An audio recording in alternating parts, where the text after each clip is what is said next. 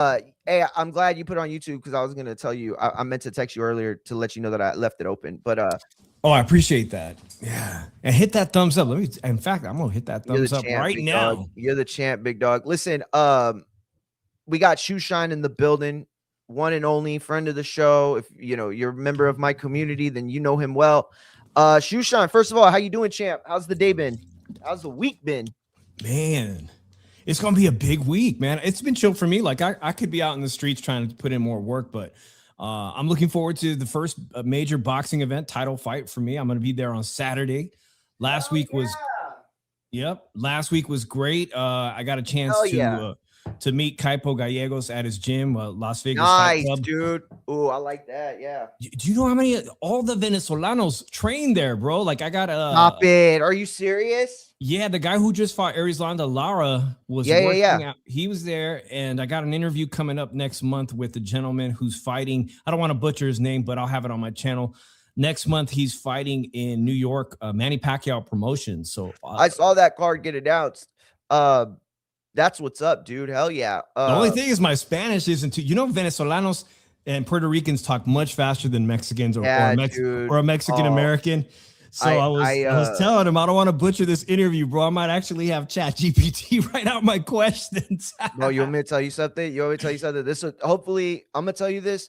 So hopefully you feel better about yourself, because I promise you, no matter what you do, you will never be embarrassed as hard as I was embarrassed 3 times in my life. But the worst one was Guillermo Rigondeaux.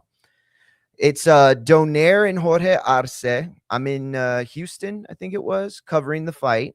And Rigondeaux walks in, right, looking like $1 million. Also, the only guy at that point in boxing that was shorter than me. And I go up to him, or I go up to his manager, and I say, "Hey, can I get an interview? I'm with the Boxing Voice, Mario Munguia." He's like, "Yeah, just give him a second. He's saying hi to some, people." So like a minute later, he comes up to me. Dude, this is so embarrassing.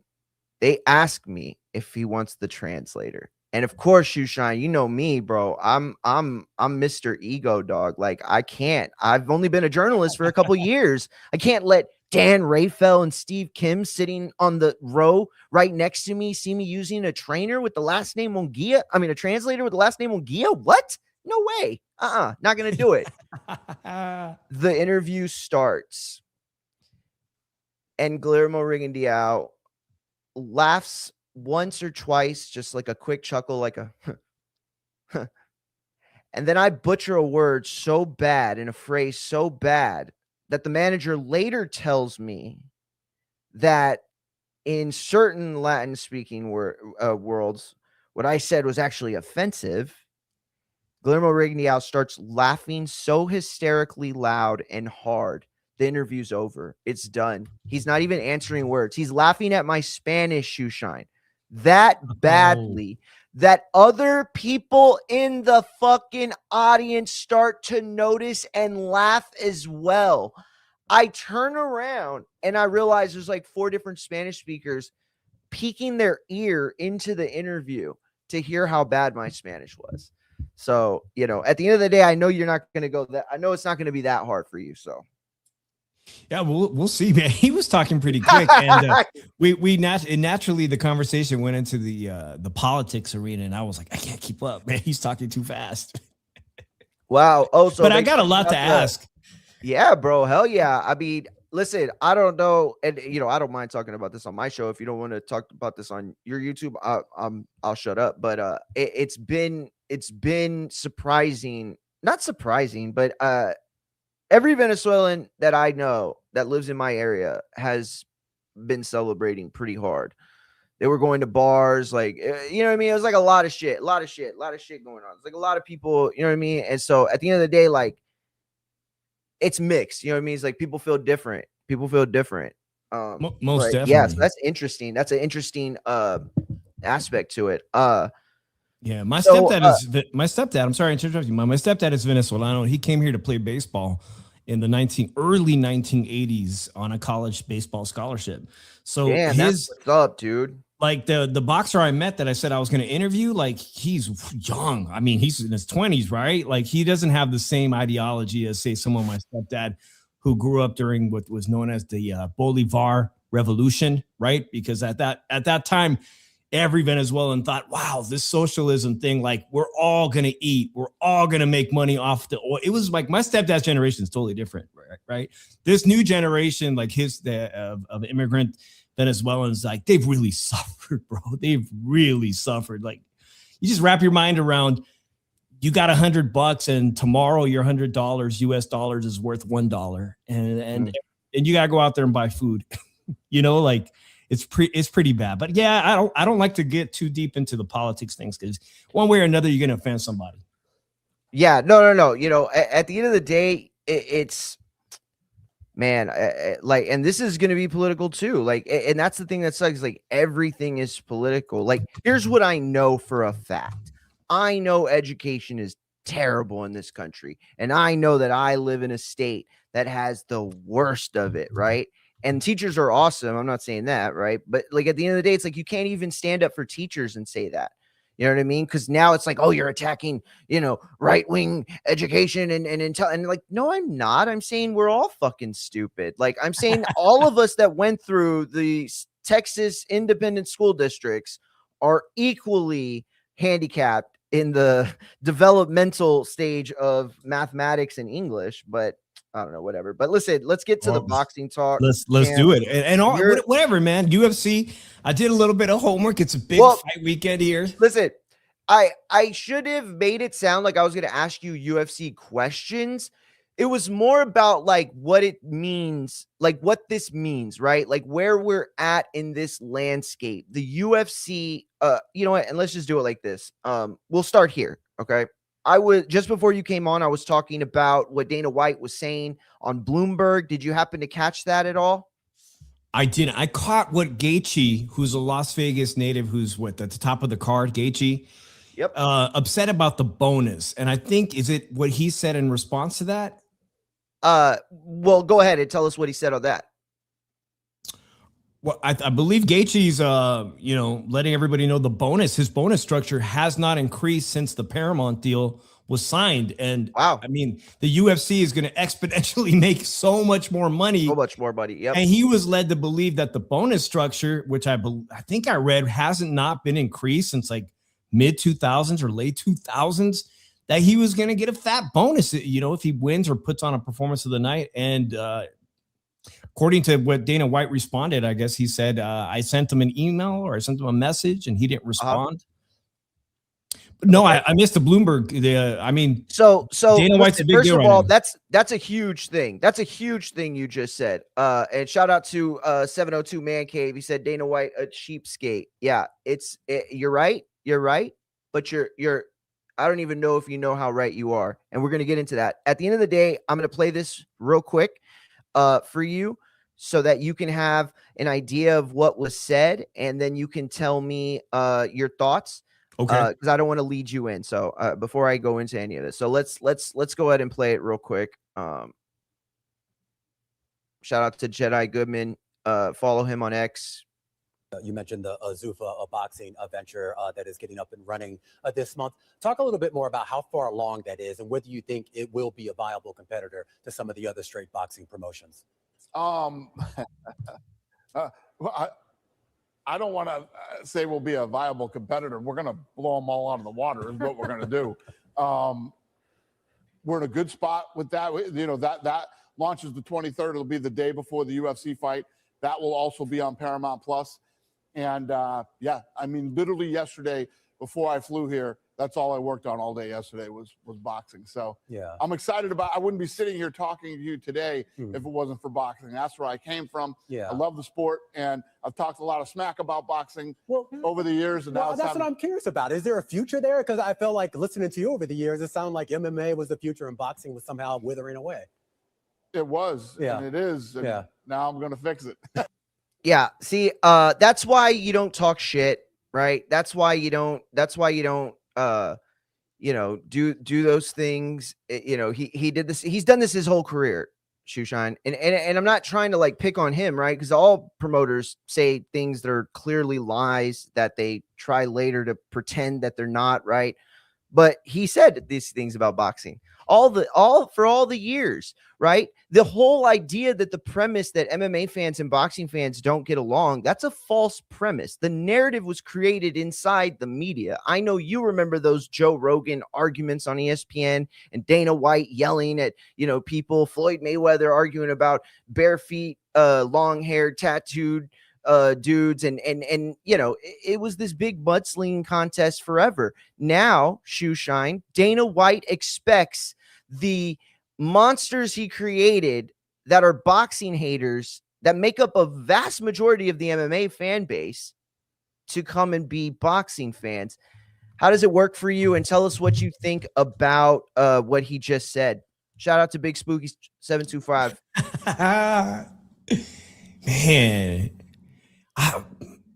But first of all, don't forget Paulie Malignaggi was a big proponent to this, that MMA fans are not as intelligent as boxing. You're right, fans, dude. Right? Thank you so much. That's why I love having you on, Shoeshine, because at the end of the day, you're just looking for it straight. And that's what I'm talking about, because you're absolutely right.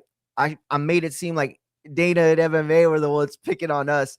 Truthfully, it was both back and forth. I just don't know if it would have gotten as heated and I don't know if the lines in the sand would have been as drawn as thick as they are if it weren't for Joe Rogan and Dana White over the years. Just maybe not.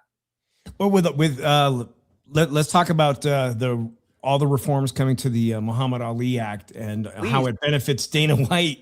I read some of the revisions. Some of them are quite scary, like I guess they made an amendment yesterday that would lock in fighters for up to 6 years, but they'd have to be paid a minimum $2,000 a year. I'm sorry, $2,000 a month, which would put their with one fight every 6 months. Yeah, which would put their basic salary at like $24,000 a year. That doesn't sound too promising, unless you just really can't. I mean, there's going to be some fighters on this card coming up on Friday night that I like, that are really interesting young prospects, like Kane Sandoval from Sacramento, who at best was fighting on Pro Box.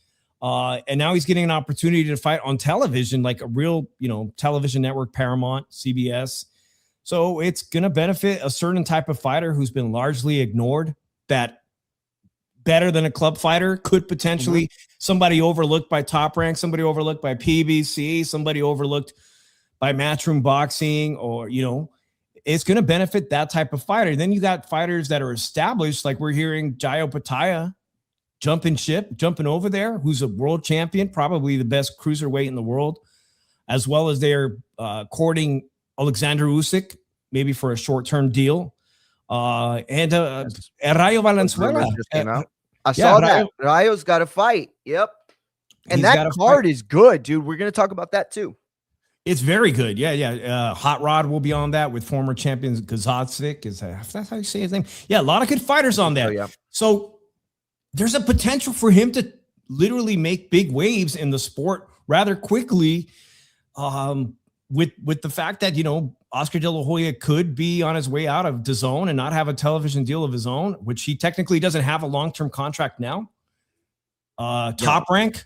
Still, Top Rank is relegated to streaming on Top Rank Classics on Tubi, which is less accessible, in my opinion, than just streaming on YouTube, to be honest. No, you're absolutely right. Listen, first of all, okay, let me directly ask you this. I don't think I answered your question, though. No. That was a great answer, and you brought up a lot of talking points that we're going to hit on 100%. But I want to know this specifically. With what you heard Dana White just say, do you believe that Dana White believes that in order for Zuffa boxing to succeed, the rest of boxing can die? Is part of Zuffa's strategy, is part of Dana's strategy not to elevate Zuffa, but rather monopolize? Yes, help to destroy the rest of them. Is Zuffa boxing capable of succeeding with the other promoters still surviving?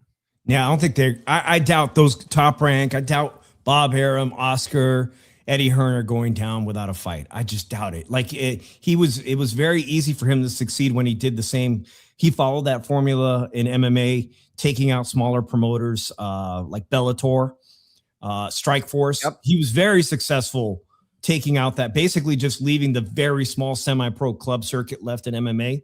He dominates that, but I don't think the boxing world is going to give it up that easily. Especially, you take Jai Opetaia, the back and forth where he was saying, where we heard Dana White saying the belts aren't going to matter. They're trying to make amendments to the Muhammad Ali Act so they can come up with their own belt or fight for the ring belt. But Jai Opetaia wants to unify. He wants to become undisputed. It still matters to some of the fighters. So some of these belts may still matter, and some of the fighters he has on his roster may want to fight somebody from across, where he'll be forced to cross promote. I don't know, man. I don't think he can be so insulated at the moment, because not at all. He's got to get big name fights. Well, yes, you're absolutely right. And Turkey's not going to sit around, right? Not letting big fights happen under his watch just because they're signed, right? One of the things that Dana White and Nick Khan, by the way, who Zuffa, TKO, obviously big wig WWE president, he said that contracts end when asked about the big name superstars, that are out there. You mentioned Usyk. Hey, shout out to Wile E. Coyote.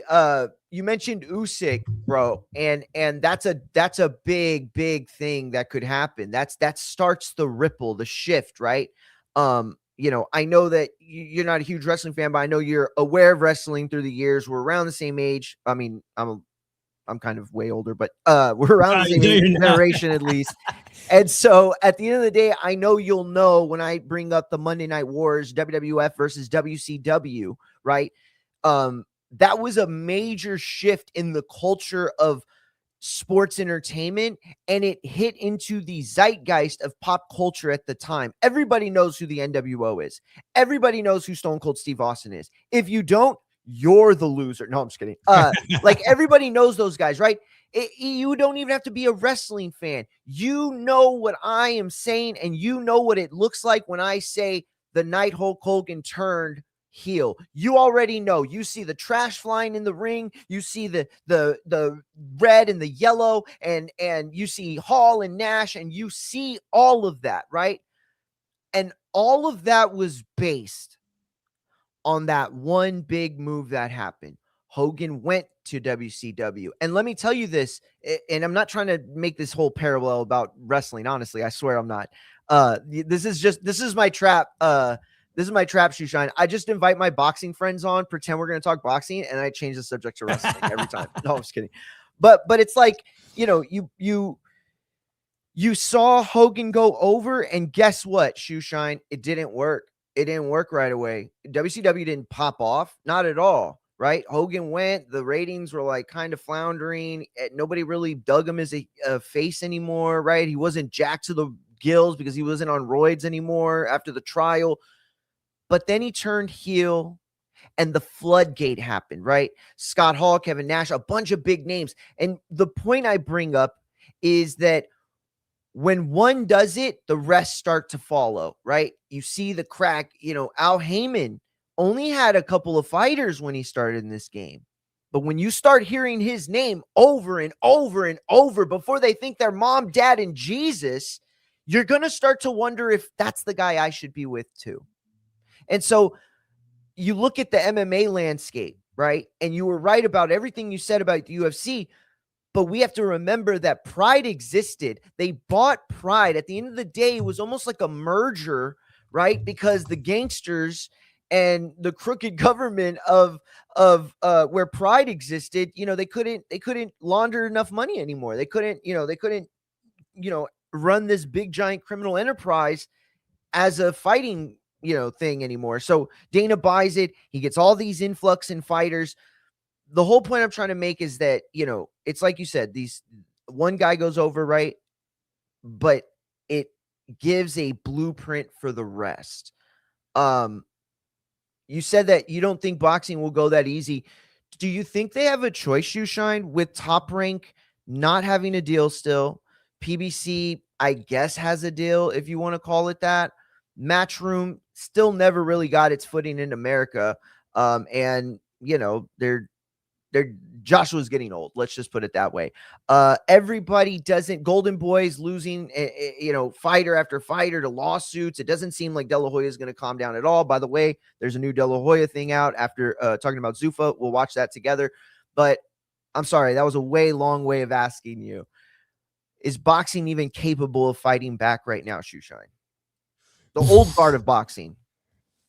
I think they're going to make an attempt. It looks like they're going to definitely try to save themselves. But with the Congress is on the side of Dana White and Donald Trump. I mean, this thing is going to get steamrolled through. They've got Democrats. Actually, they got a Democrat from the Nevada that co-sponsored the bill yesterday. I just found out. And I'm not too keen. I'm not too keen on all these amendment changes to the bill, but yeah, they're definitely, they don't even have the help of Congress, because I mean it's all gearing towards Dana White and Donald Trump, you know, JC in collusion. Shout out to JC. That's what I'm saying, Shoeshine, when I talk about all these things that have lined up over this last several years, right? Like Zuffa boxing, I don't know what those meetings are like behind the door. I don't know what the strategies are. I don't know what they're counting on. I don't know what they're thinking. All I know is that the way it sounds is it does sound like a hostile takeover. And on top of that, it feels like there's nothing to stop them, right? And that's why I say it's like, what can the old guard of boxing do? Top Rank can't magically make themselves more viable than they are. They can't be worth more than they are, right? And here's the problem. People don't understand linear TV's place in all of this, right? There's no boxing on cable anymore. We're done. There is no boxing on cable anymore. Now, don't get me wrong. You can find old HBO fights, DAZN replays, and things like that on fight networks. You know, what do they call it? The Fast channel. So you get the Top Rank Fast channel, right? But the days of HBO, Showtime, ESPN, or PBC, you know, bringing a dozen networks to the front, none of it worked out. Everybody was, I think, greedy for themselves and never saw this future. So at the end of the day, boxing it's not that Top Rank's fighters like Keyshawn or Shushu are worth less. No, it's that boxing itself is worth less than it was before. And a lot of these promoters are just, it feels like they're just realizing it.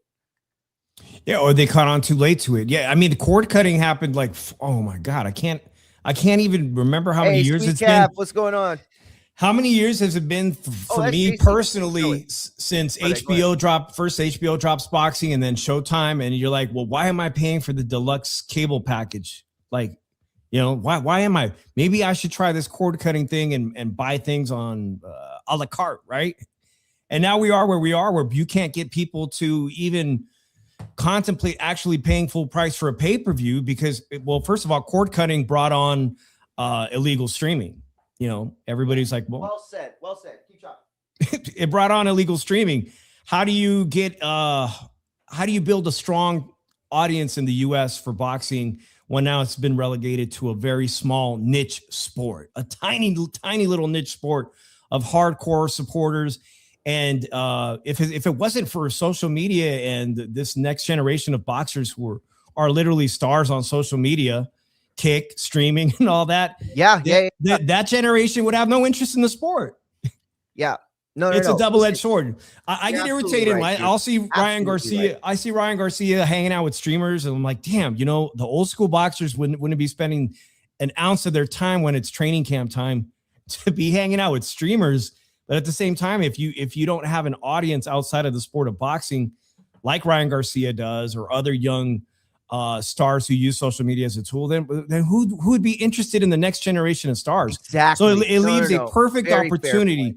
It leaves a perfect opportunity for Dana White to come in and snatch up the next generation of fight fans by having both, by having MMA and boxing on Paramount Plus, and having the backing of CBS, who, you know, honestly, they're kind of adept at it, right? CBS owned Showtime at one point.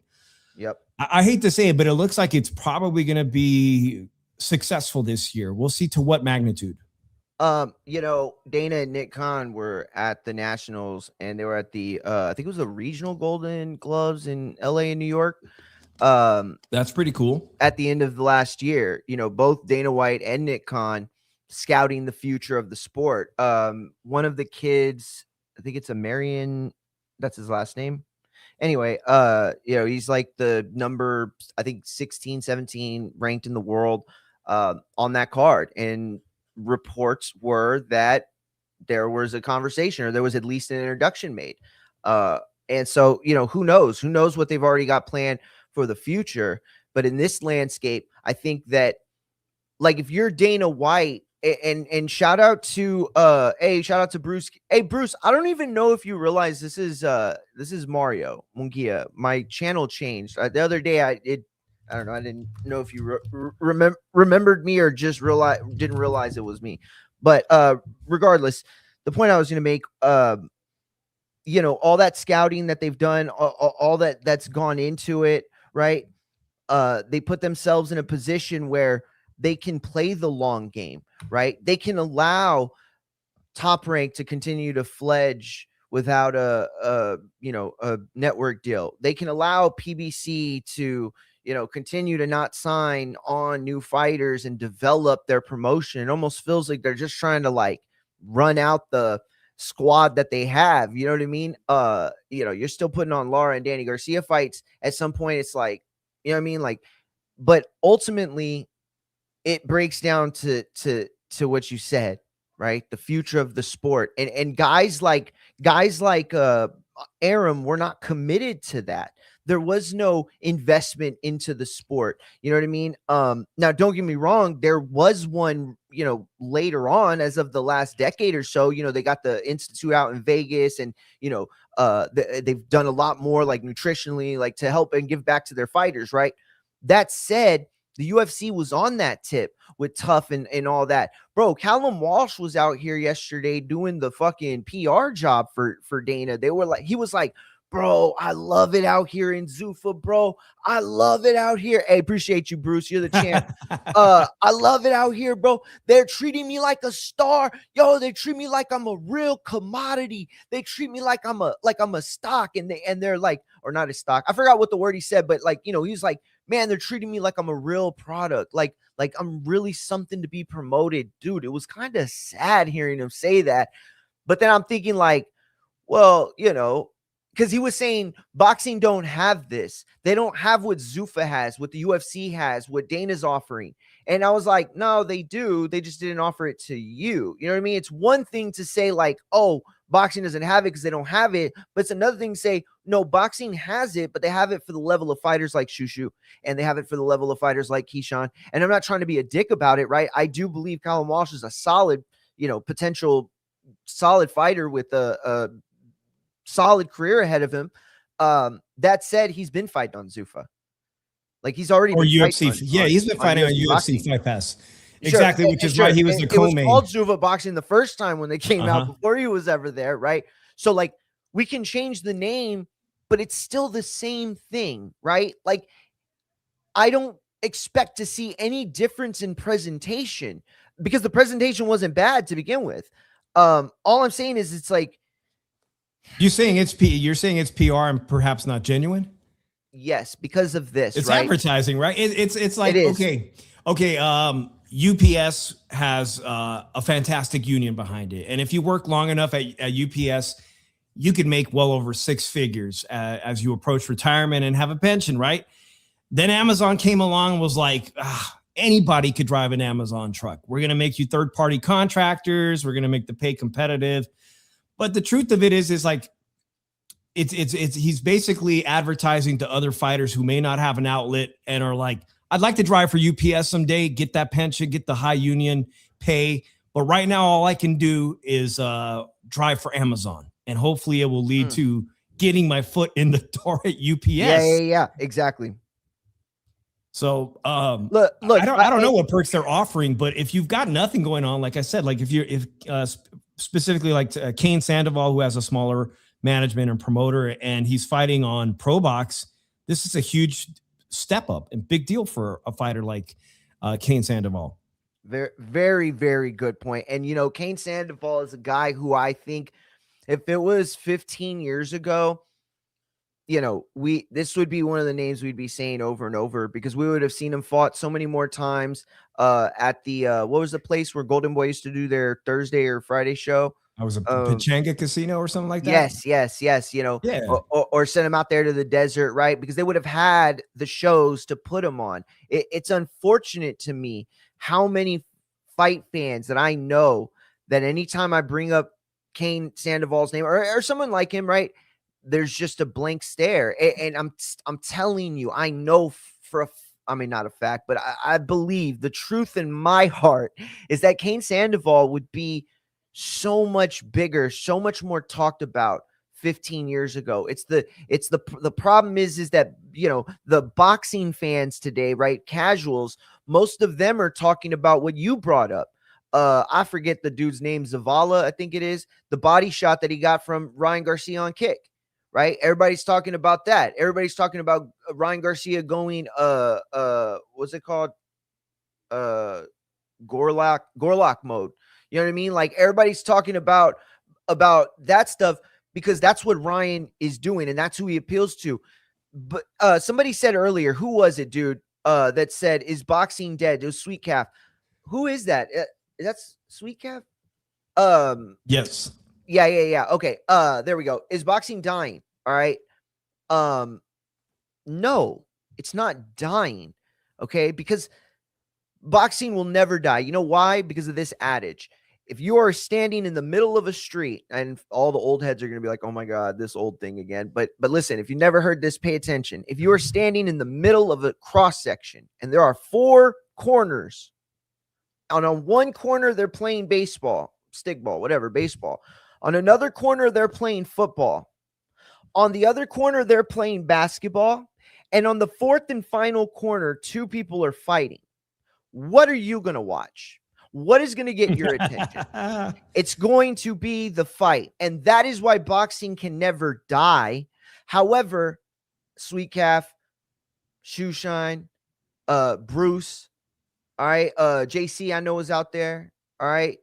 Hardcores like us, y'all, the community that I've known for so long and that we've all known each other and gotten to know what kind of fans we are and we vibe in that kind of way. Our boxing is dying. Our boxing is dying and it's been dying. Here's the thing. So many people, Shoeshine, they keep saying, I don't give a fuck. I don't give a shit what Dana's doing. I don't care. I don't care because you know, these other dudes fucked it up a long time ago. Give Dana his shot to fix it. Fuck it. If he can't fix it, then who can, right? There's that. Then there's also you don't like Dana because you think he's a bad guy and you don't like his politics or you think that he's a douche or that he steals or whatever, right? None of that is true. The educated boxing fan knows one thing and more than anything is that anytime one of these promoters comes promising something new, they're fucking lying. They're repackaging the old shit and then trying to give it to you, right? PBC, Premier Boxing Champions, aka Golden Boy Light or Golden Boy Plus or whatever the fuck you wanted to call it after they stripped Golden Boy of all their fighters, right? And look, they tried innovative things, right, Shoeshine? They had the blue and the red, and it looked like fucking American Gladiators and shit, and it was like crazy, right? Didn't work. You're just repackaging the same thing and not giving us the best fights, the fights that will make people fight fans, the fights like Gotti and Ward, because that's why I stopped watching wrestling as much and started watching boxing more. You know what got me out of the Attitude Era?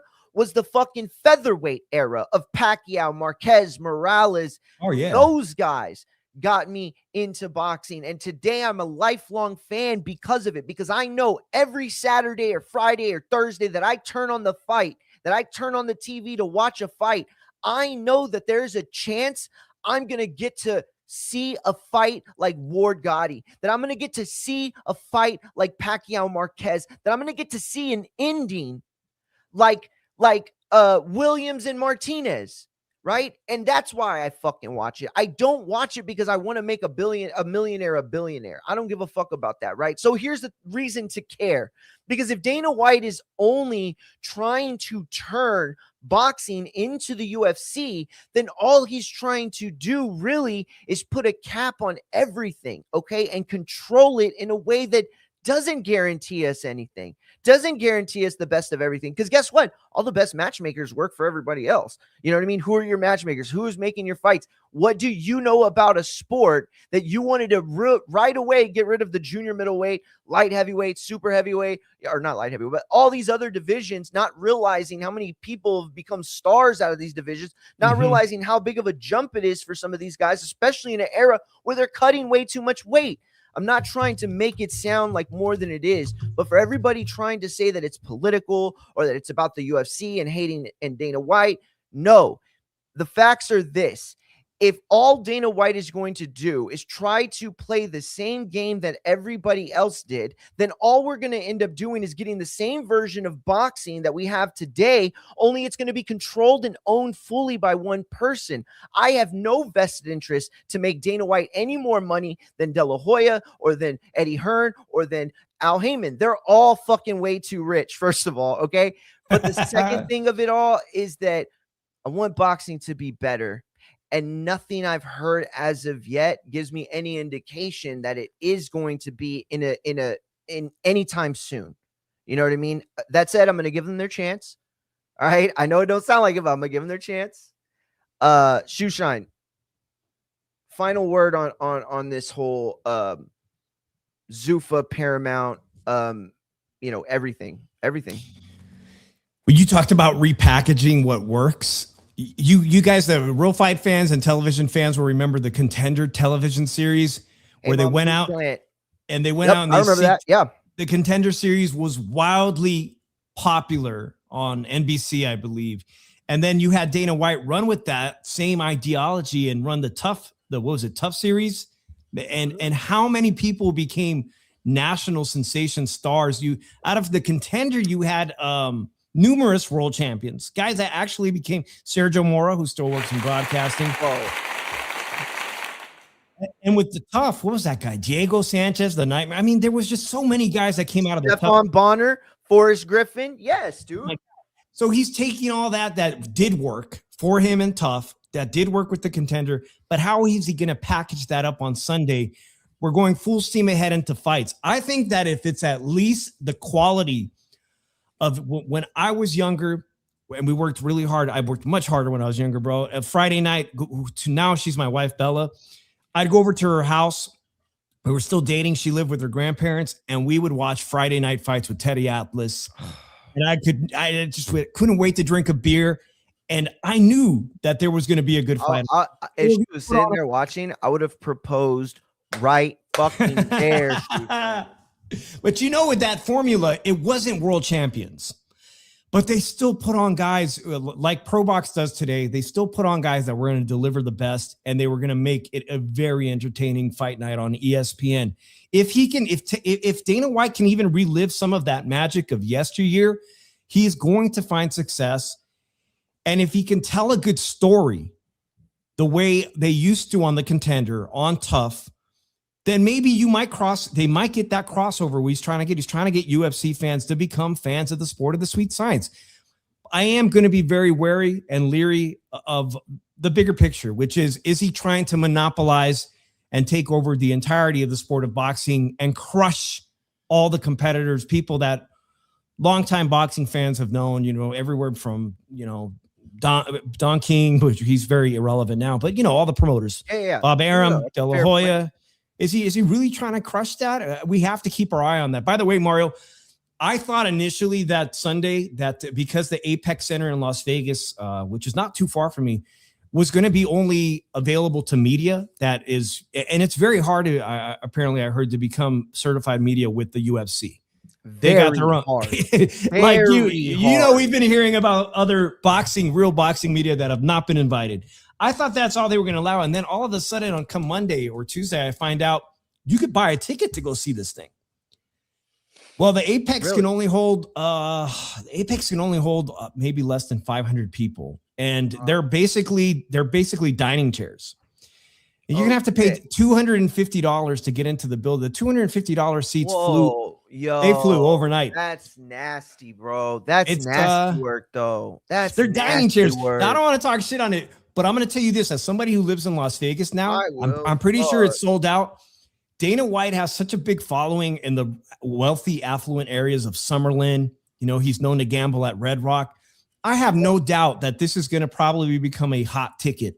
These fights at the Apex. It's going to become a hot ticket, a who's who of Las Vegas, influencers, industry people, wealthy people of Las Vegas that want to be seen in a very small, intimate environment. I can't afford it.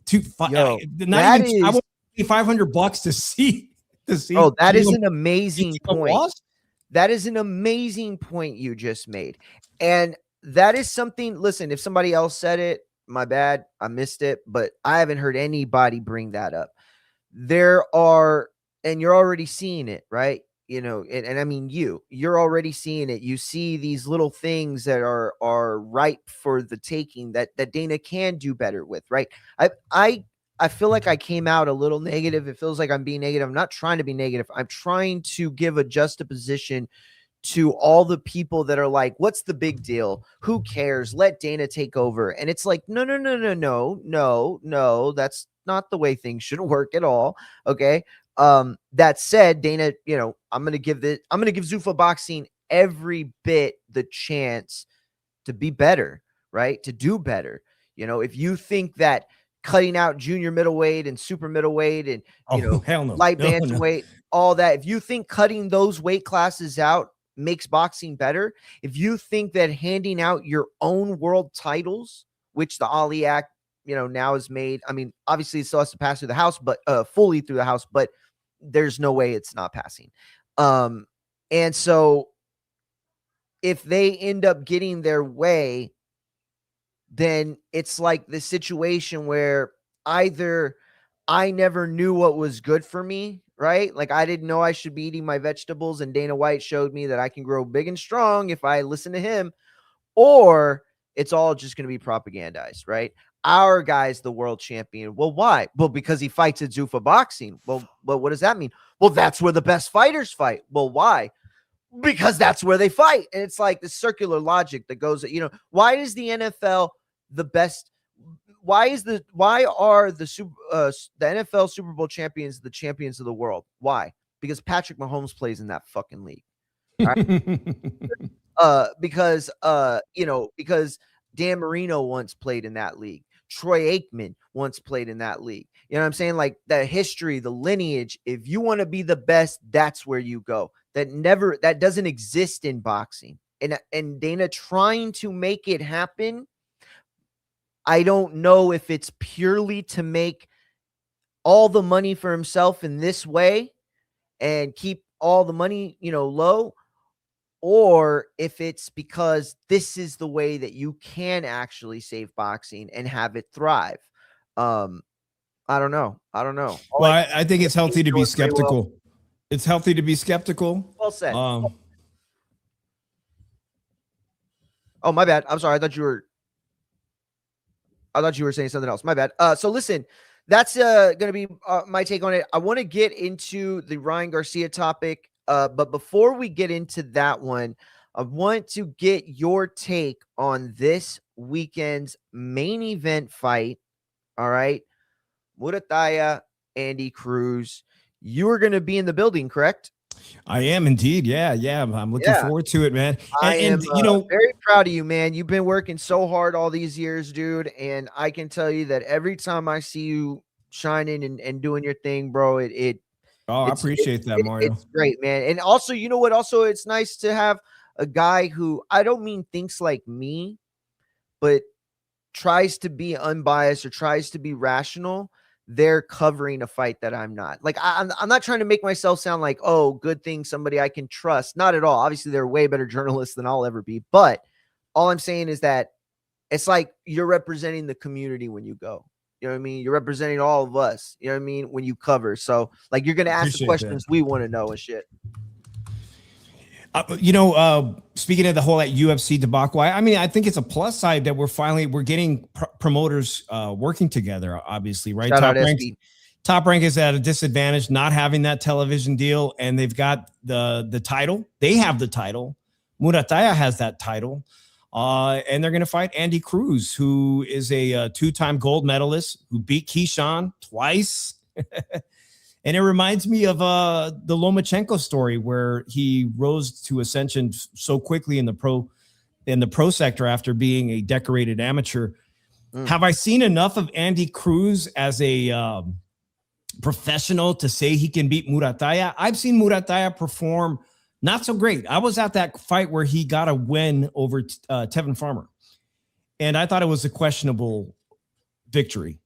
But I've also seen him perform admirably on TV too. That could have been his off night. I've also seen Murataya get dropped and taste the canvas when he wasn't warmed up. Very true. So while Andy Cruz has a wealth of amateur experience, I always, that memory of Lomachenko fighting Orlando Salido in his second professional fight and getting outworked by a rugged Mexican veteran using every tactic, whether it was dirty or not, to come up with the victory. Yeah. I can't discount Raymond Murataya and his fantastic team. Robert Garcia, many times coach of the year. He devised a game plan for El Rayo Valenzuela, came up with the perfect game plan to beat Pitbull Cruz. Although Raymond's already the champion, he could very well come up with the perfect game plan to beat an experienced Cuban boxer, amateur experience, because he's not really seasoned yet as a pro. I am not going to discount the chances Raymond has, who is currently the upset, to not get the victory this weekend. I think it's very likely. I think both of them are going to respect each other's powers early on, and I think it's going to behoove Raymond to respect Andy Cruz's power, because he can hit hard. And if he can get past that, man, and listen to his coach, he may very well come up with the victory and spoil the night of Andy Cruz. Well said. Well said. Listen, I think that there's something endearing about Murataya, right? Like we're about to talk about Mario Barrios and Ryan Garcia and what that fight represents in boxing, and what fights like it have come before that have had those same sort of representations. And I think that there is a narrative here as well, right? Murataya was never, anybody's golden boy, quote unquote, right? We're talking about a guy who mostly got over in COVID era, basically because he was able to fight and Top Rank was able to get bubble fights. And, there's a lot of guys that really benefited from that era, in an era where 80%, 90% of boxing, right, is unable to even get a sanctioned bout. Here comes Top Rank, and they're giving their guys 2 fights in the year, in a year that people had 0, right? And so guys like Murataya, Elvis, also impressed during the COVID bubble era, right? So all these kind of guys that we've kind of grown with, from that point, right? Because boxing, Lucas Body, you told me you used to work with him. He might get a shot at that WBA vacant spot if he gets the shot against Floyd Schofield. He told me during COVID, he just could not get the phone to ring. Yeah, dude, I'm telling you, that was the big thing. And, that's why he ended up hiring us as his publicist, because when the fights came, when everything came back, it was like people were trying to catch up, right? Like the money machine was trying to catch up with itself, and it was just like a lot at once. And so you're absolutely right. Lucas Body was another guy that suffered from that. So you have a guy like Murataya who has a great story. He has the kind of background that, he didn't have it easy, right? And obviously a guy like Andy Cruz, you come from where he comes from, that's not growing up easy either. All I'm saying is that he is a darling, right? He's a blue chipper. That's never how Murataya was seen. That's never how he was thought of. Nobody ever thought he was going to be a future pound for pound guy. And yet you have Andy Cruz, who kind of represents this new generation of potential pound for pound stalwarts. You know what I mean? Guys that so far seem to be passing the test, and if they can continue to pass the test in each level, are going to be pretty difficult to beat. That said, this is why I love the fight, because I think Murataya does a very good job in Murataya does a very good job in breaking momentum He does a very good job in making his opponent uncomfortable. A guy like Andy Cruz, he's got to get comfortable. He's got to get in his rhythm, and he's good at settling in for sure. You know what I mean? But at the end of the day, this is Andy Cruz's fight. I think this is his spot. I shouldn't say this as a journalist, right? But since I'm not covering the fight, all right, since I'm not covering the fight, I'm going to be honest, and I want Morataya to win. It's nothing against Andy Cruz. I think he has a bright, great career. I just love the ride that Morataya has been on, man. And I feel like at the end of the day, he can get it done. I will say this, though, final point. There are a lot more fight scripts that end in Cruz's victory or hand getting raised at the end of the night than there are Morataya fight scripts in which he is the victor at the end of the night. And that's to say that I can see Cruz winning in, a variety of ways. As for Morataya, I honestly see a very specific fight script that if he deviates from even a little bit, there's Cruz's chance to run away with the fight. Oh, sure. He's execute the perfect game plan and not deviate from the script. Incredibly important. Hey, do you remember Robeisy Ramirez? He also, of course, he's a gold medalist. Yes, hell yeah. Early on professionally, wasn't ready for a certain type of fight. I don't. There's something to that. Yes, you could be a decorated amateur, even a gold medalist, but even Lomachenko and Robeisy Ramirez, both gold medalists, they were put into situations and put into fights that they just were not ready for. And sadly, like Top Rank is fantastic at grooming making champions. Top Rank is one of the best at it. But like you mentioned matchmaking, and that's one thing that Top Rank does so well. Not to diss Matchroom, but I don't think they're as good as it. And that's the reason why they're so successful at grooming champions and making sure that when that fighter goes from contender to challenger, world title challenger, Xander Zayas came up victorious against the right opponent. So well said, dude. I could see this fight going both ways. Andy Cruz, it is a Matchroom card. It's Las Vegas. It could end up in controversy. I've seen a lot of controversial fights. I saw Devin Haney versus Lomachenko live. And my boy, shout out to Fonzie. I don't know if he's listening, but he'll be there. We saw that one together. That was controversial. It's Vegas. Anything could happen, but it is Fonzie. Shout out SP2. World title fight. I'm here. I'm there for it, man. Hell yeah, man. You're absolutely right. And man, I got FOMO, bro. I got FOMO. You're gonna be there, and I'm gonna be watching. Don't get me wrong. I'll be honest, dude. Listen, the UFC card, it's great. It really is. It's a solid, great card. It isn't the card that it once was when Amanda Nunes was fighting on it, especially with, the story and, her coming back and all of that. I mean, it was just that a lot of people thought that should have been a main event. In fact, some parts of me don't really believe that the injury and all that angle. I think they really saw like, oh shit, people would really want this as a main event. Let's just make it a main event. But that said, I'll be honest, man, I'm actually looking forward more to Morataya and Cruz than I really am any fight on that card. And again, the UFC is a very good card. Very, very good card. It's just that there's no real matchup on there with the narrative like the one that the boxing fight this weekend on DAZN presents. You know what I mean? On the plus side is the UFC event it's not a pay-per-view, right? It's going to be offered free if you got the Paramount subscription. Yeah, if you pay for Paramount Plus, you get it. Or if you have Showtime, if you have the Paramount Plus Showtime channel on your cable, then it is pretty likely, I think it was like they said like 70% of them have it where if you have that, then your provider gives you Paramount Plus for free.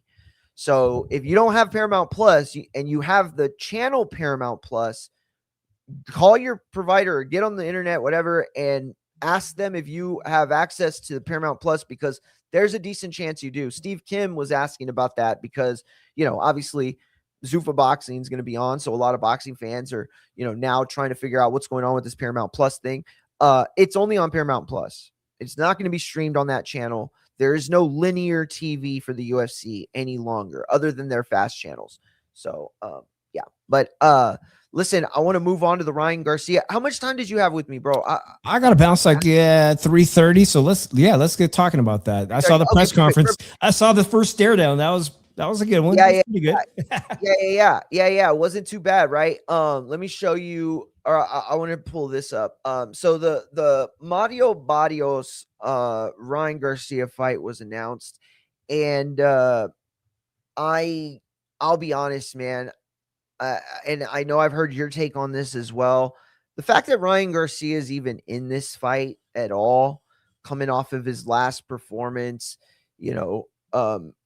basically everything he's done in boxing, in the last year of his career, it feels like he's gotten more.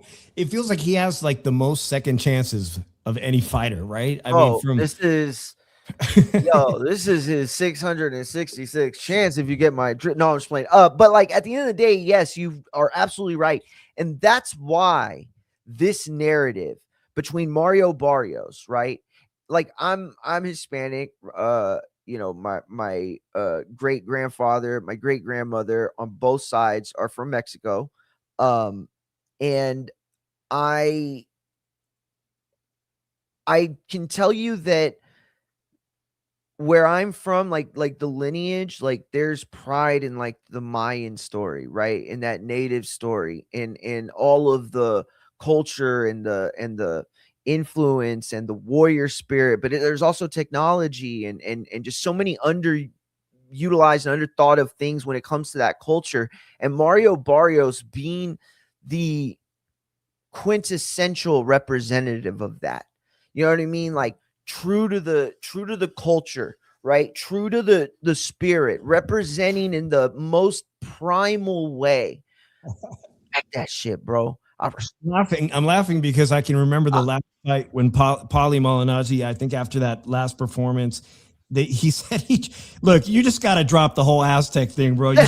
No, I remember that. And Paulie knows a lot of, he's grown up around a lot of Mexican fighters. He just said, you just got to drop the whole thing, bro. You just representing that whole.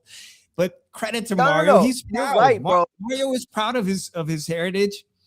And Mario, who I had a chance to meet in person. First of all, I wanted to let everyone who's never seen Mario Barrios in person. He is tall. Like I thought he used to be 5'11". I'm sure tall. He's a good close to 6 feet tall, and he has First time I met him, I didn't even think it was him, dude. I was like, he's big, he's tall, and he has a very wide back. He's like very wide, crazy wingspan.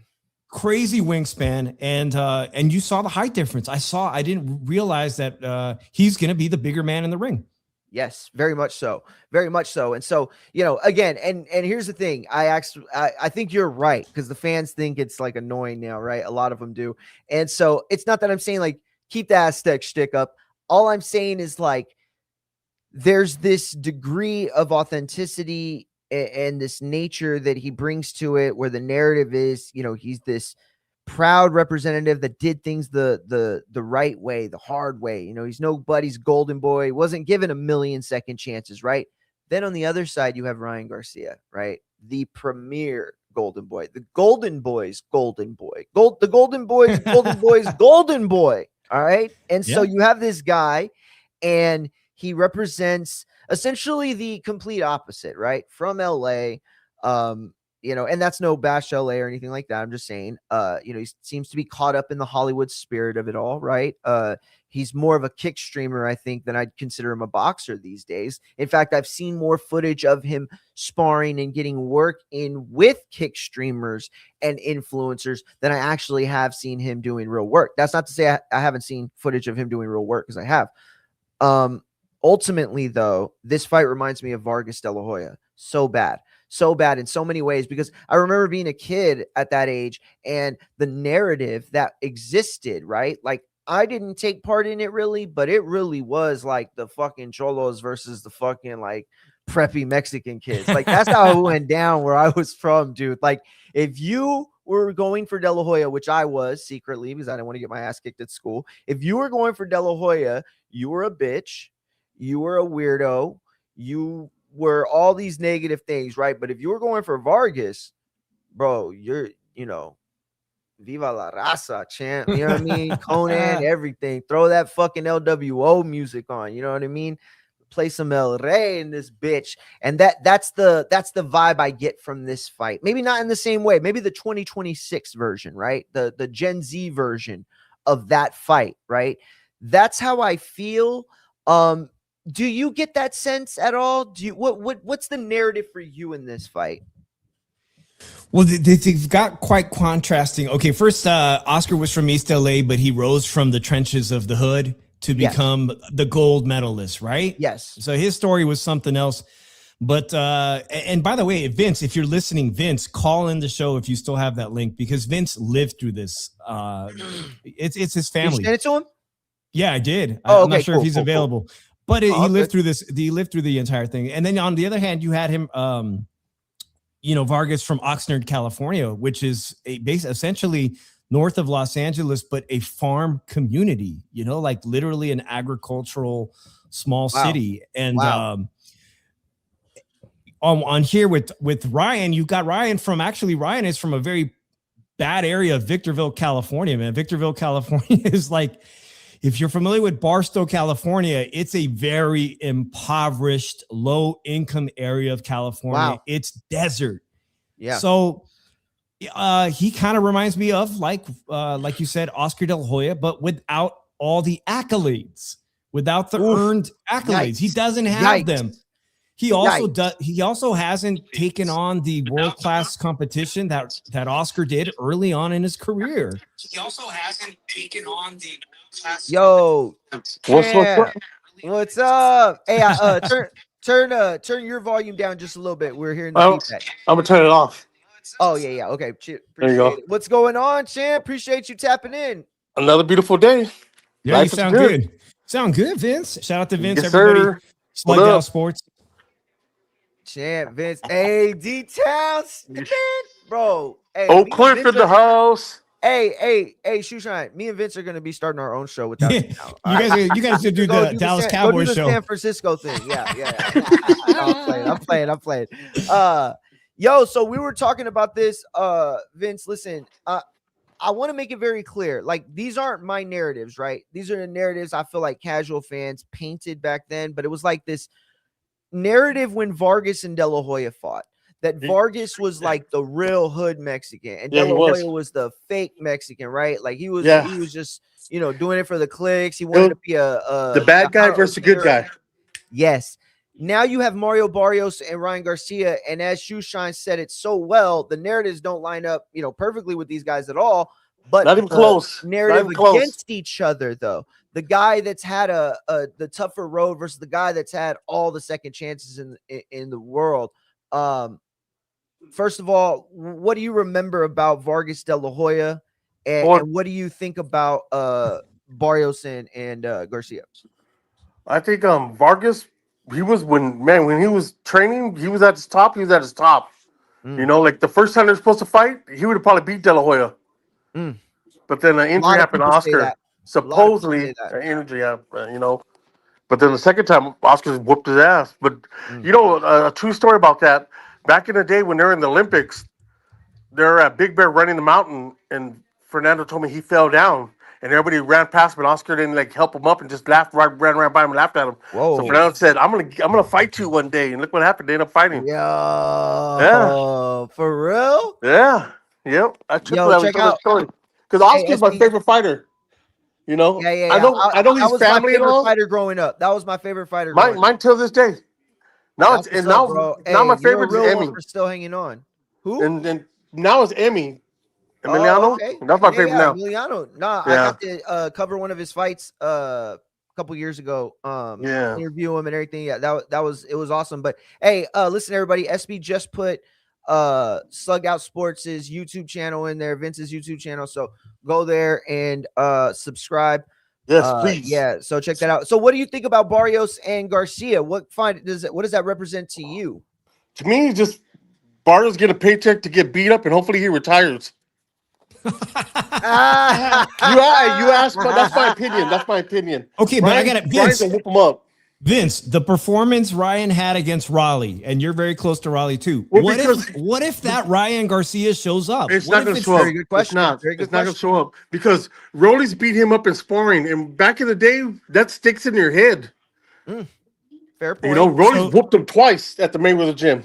So you're saying that the reason why Ryan's performance was so poor was because in his head he had already lost. He had that trauma of getting beat up because he said Rolly hits hard. Raleigh. Yeah. He said Rolly hits hard. So there is no history of Ryan Garcia that I know of sparring Mario Barrios. No. So the playing field is level, is what you're saying. But to me, I'm going for Ryan.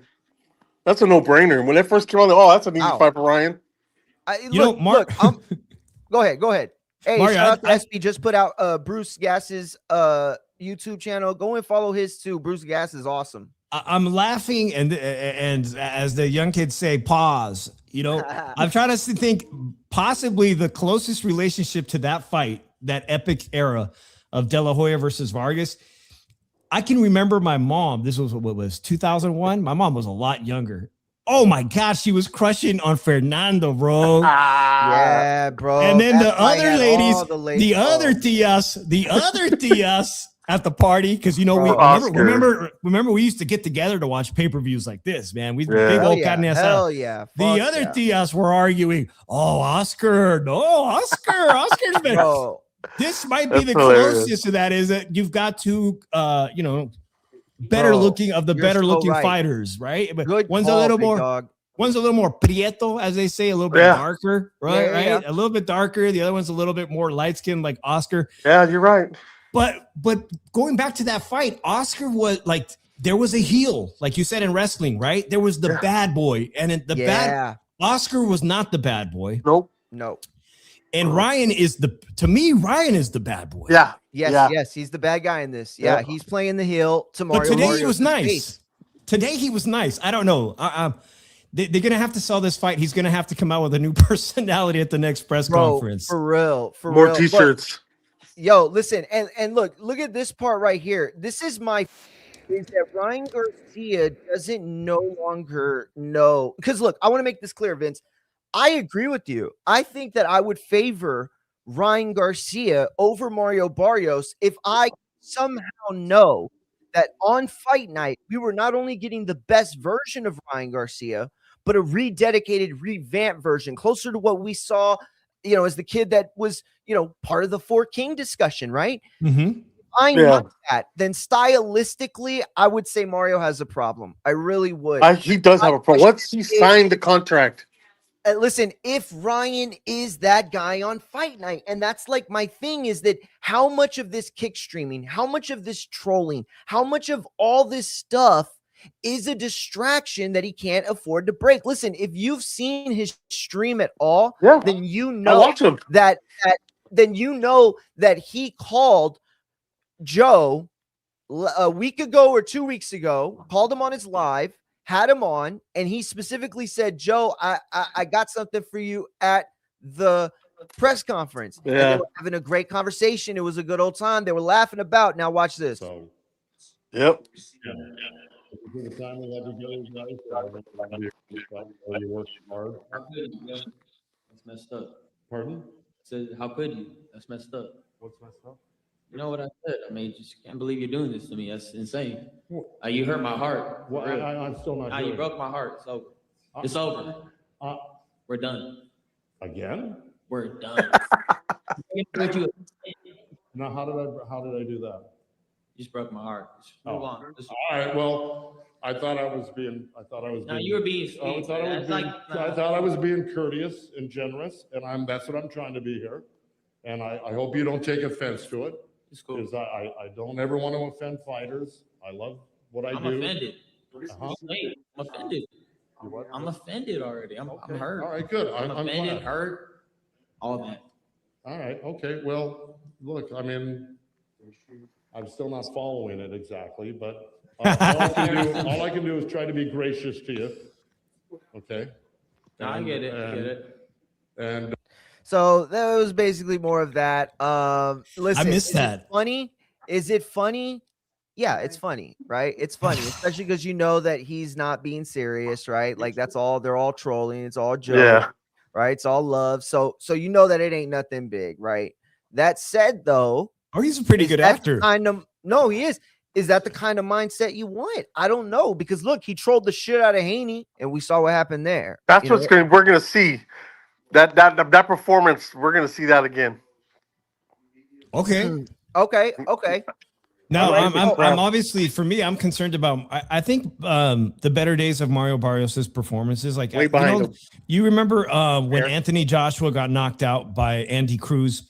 I'm not Andy Cruz, excuse me. The big Mexican kid in Saudi Arabia when he got knocked down 3 times. Andy. Yeah, Andy Ruiz. That's my friend's cousin. That's my homeboy's cousin. How many fights did it take before I'm Anthony Joshua? Yo, you for real locked in. Yeah, I sent a lot of texts out and said, hey, when my get enough followers, I want to start interviewing. They say, okay, we're down. Hell yeah, that's what's up. Anyway, I remember Francisco Vince running the hills with Andy Ruiz, but with Mario Barrios, I feel like his punch resistance is kind of diminished, and I feel like he's afraid to get hit really hard, and if he gets hit really hard, like Vince is speculating by Ryan Garcia's, he has that great equalizer and that left hook. It could change the dynamic of the fight, and he'll become even more reserved in the fight than we're already used to seeing. He was reserved against Manny Pacquiao. You know, he should have retired right after that. He should have retired right after that fight. Well, to his credit, how many pay-per-view specials has Mario Barrios now been involved with? People called him a limited fighter. When he was at the 140-pound division, he became a champion at 140 and a champion at 147. If he does retire after a big loss, I mean, he just became a dad. He's probably made some really good money off his pay-per-views, and he should be set for life. But the one thing I like about him is his ring walk when he comes in. That's the only thing I like about him. That's one of the baddest. He puts thought into it. I appreciate that. Yeah. Shit, you know what I mean? Yeah. I think ultimately this is a great fight. This is an awesome fight, right?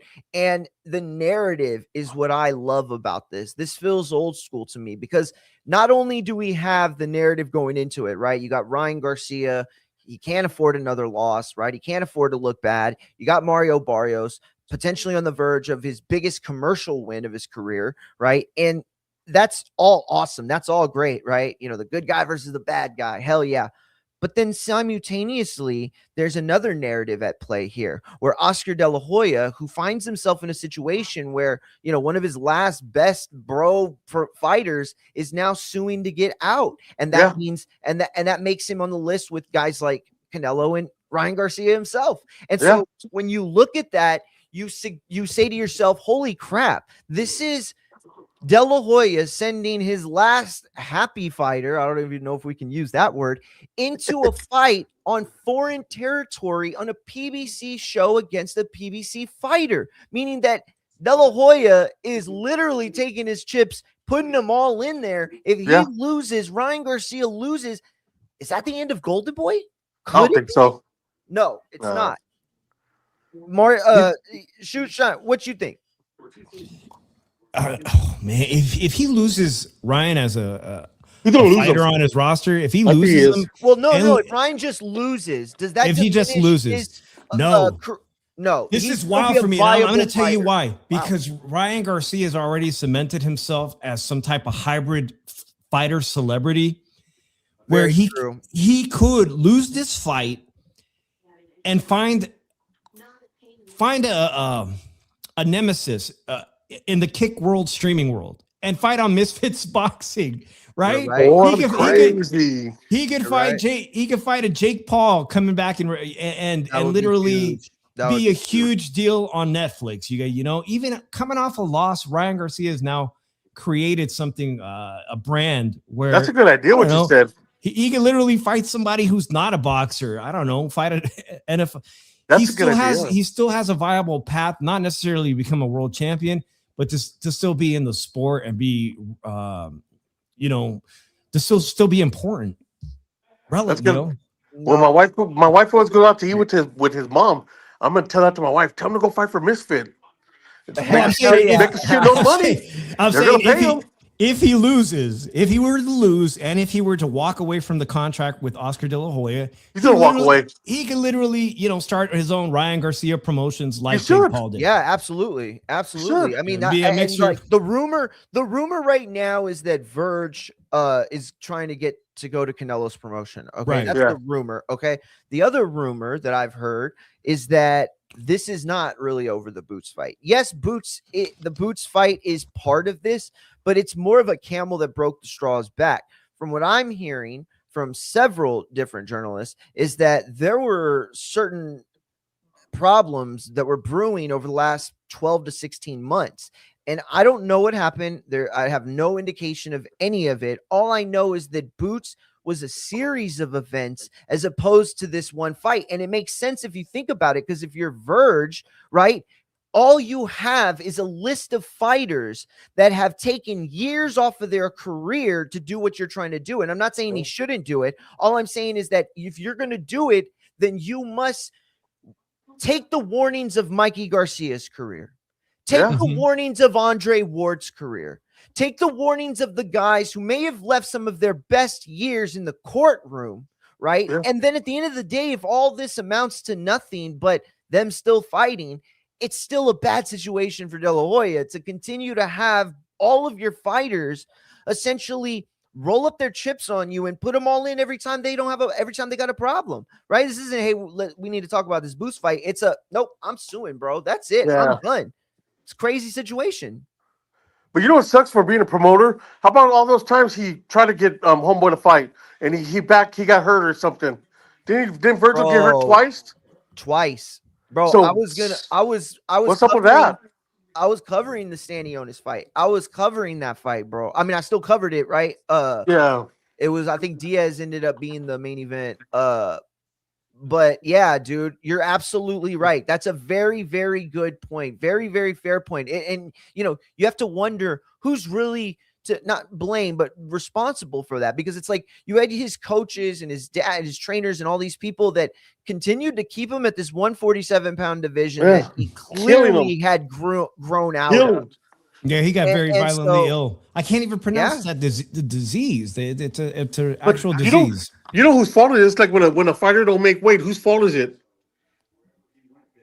Say it's a team. Yes, so that's whose fault it is over there. It ain't Oscar's fault. And Oscar's trying to, to me, I think Oscar's trying to protect him, but he wants to he wants to testify. Throw his ass out there. Yeah, no. I agree with you. And he's not going to sell. That fight ain't going to sell out in Dallas, in Texas. Not even close. I don't think it will, but I do think it could get close. I do think 80-90% is doable. I think. I was gonna tell you, Shoeshine, that the clock came up on your 3:30. You need a jump? Okay. Yeah, dude. I do need to bounce. Vince, you want to stick around? You want to stick on the show? Hell yeah. Yeah. If it stays on. Yeah, we got topics. Hell yeah. I'm gonna go run some things, man. I appreciate Vince being on it. Mario, I appreciate you having on me. I'm gonna turn off. Hell yeah. Follow everybody. Go back to your channel, Mario's channel, because I'm gonna turn it off on my channel. I will be back live on the air later tonight because Drew Evo's back. He wants to get some stuff off his chest. You're gonna talk crap about our Cowboys. Drew ready. We took one of his player, one of his coaches, the defense coordinator. The defensive coordinator, right? Yep. Hell yeah, bro. Oh, that's that. I saw this afternoon. Hell yeah. Hey, Shoeshine, appreciate you coming through, big dog. Hopefully you can come back before the Shakur fight next week. Sounds and good, then man. let me know. I'll tap in, champ. All right. Hell yeah. Peace, guys. Take care, bro. You're the best, champ. Appreciate it. Yo, that was Shoeshine. Make sure you go to his channel. Great guy. Awesome, dude. One of the best. Love his takes. Vince, man, dude. First of all, I want to remind everybody to